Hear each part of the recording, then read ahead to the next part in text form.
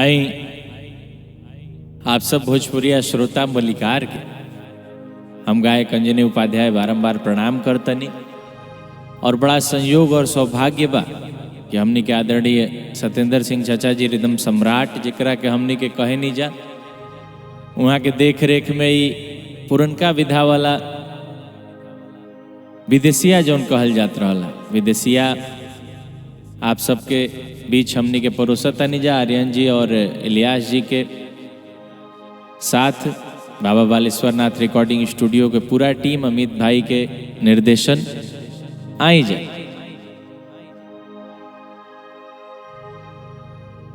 अरे डबल घात कहिला निर्मोही, डबल घात कहिला निर्मोही, डबल घात कहिला निर्मोही।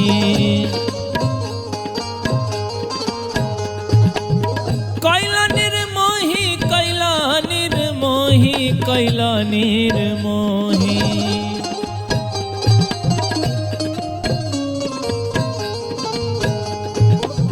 कैला निर्मोही, कैला निर्मोही, कैला निर्मोही। डबल घात कैला निर्मोही, डबल घात कैला निर्मोही।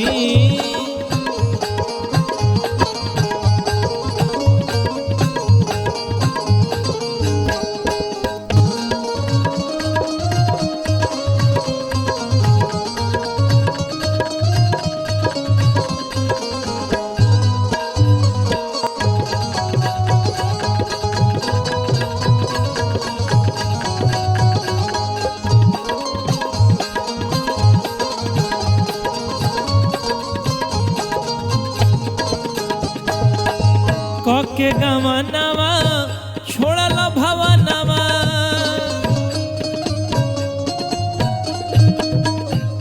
के गवनवा छोड़ल भवनवा,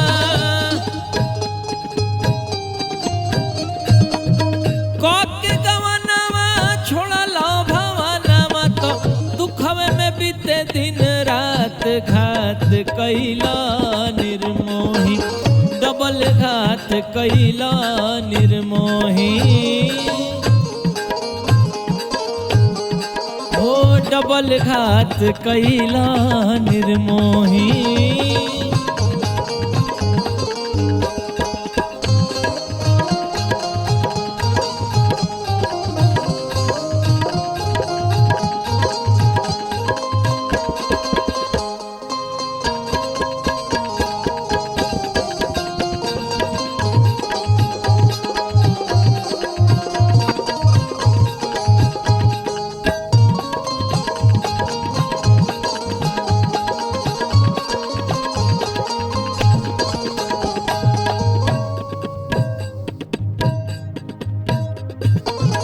जब हम रहनी बारी कुंवारी,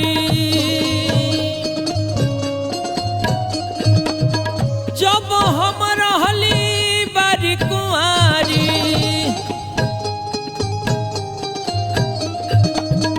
जब हम रहली बारी कुंवारी। तो साज के लैला बारात घात कैला निर्मोही, डबल घात कैला निर्मोही, डबल घात कैला निर्मोही। कैला निर्मोही, कैला निर्मोही, कैला निर्मोही।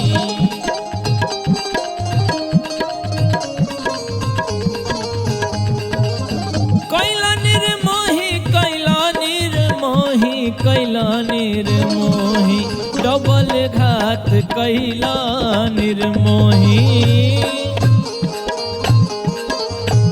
हो डबल घात कैला निर्मोही,